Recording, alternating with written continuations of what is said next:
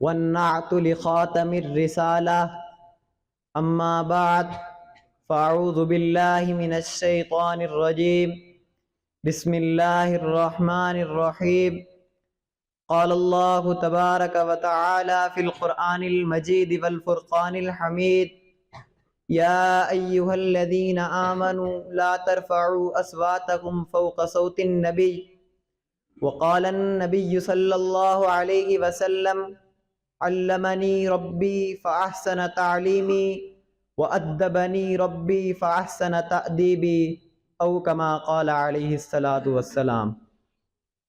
خاموش اے دل بھری محفل میں چلانا نہیں اچھا، ادب بھی ایک کرینہ ہے محبت کے کرینوں میں۔ محترم گرامی قدر سامعین، قابل قدر مہمانان اعظام، قابل احترام اساتذہ اکرام اور میرے عزیز دوستوں، السلام علیکم ورحمۃ اللہ وبرکاتہ۔ آج میں جس موضوع پر لب کشائی کرنا چاہتا ہوں وہ باادب بانصیب کے عنوان سے معون ہے۔ سامعین محترم، ہماری شریعت نے ہر چیز کے آداب سکھلانے اور آداب بتلانے پر زور دیا۔ جو آداب بجا لاتا ہے وہ باادب اور بانصیب سمجھا جاتا ہے، جو آداب نہیں بجا لاتا وہ بدنصیب اور محروم سمجھا جاتا ہے۔ اسی بات کو بتلانے کے لیے یہ مقولہ مشہور ہوا، باادب بانصیب، بے ادب بے نصیب۔ سامعین محترم، جن لوگوں نے ادب جیسی خوبصورت خصلت کو اپنایا وہ دنیا میں بڑھتے چلے گئے۔ ابن وہاب رحمۃ اللہ علیہ کہا کرتے تھے کہ مجھے جو کچھ ملا وہ امام مالک رحمۃ اللہ علیہ کے ادب کی وجہ سے ملا۔ امام احمد بن حنبل رحمۃ اللہ علیہ ادب کی وجہ سے استاد کا نام نہیں لیتے تھے۔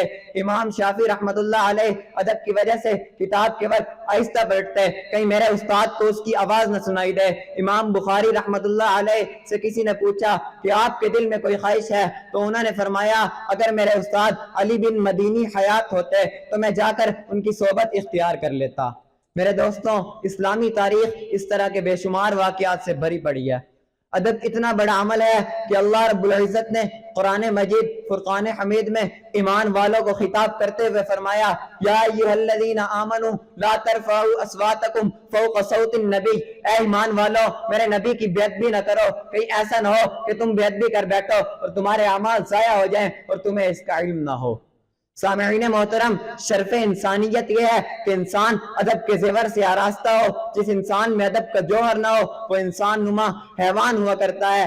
اس کارخانہ قدرت میں جس کو جو نعمتیں ملی وہ ادب کی وجہ سے ملی، جو گرا وہ بے ادبی کی وجہ سے گرا۔ حضرت موسیٰ علیہ السلام کو اللہ کے حکم سے فرعون کی طرف تشریف لے گئے تو فرعون نے آپ پر ایمان لانے کی بجائے اپنی سلطنت کے تمام جادوگروں کو اکٹھا کر لیا۔ جادوگروں نے حضرت موسیٰ علیہ السلام سے کہا اے موسیٰ یا تو آپ اپنا عصا ڈالیں یا پھر ہم اپنی لاٹیاں اور رسیاں ڈالتے ہیں۔ حضرت موسیٰ علیہ السلام کو جادوگروں کا یہ کہنا ان کی ادب کی وجہ سے تھا، وہ ان کی اجازت کے بغیر اپنے عمل میں مشغول نہ ہوئے، تو رب کائنات نے اس ادب کی بدولت ایمان اور ہدایت کی حسین نعمت سے نواز دیا۔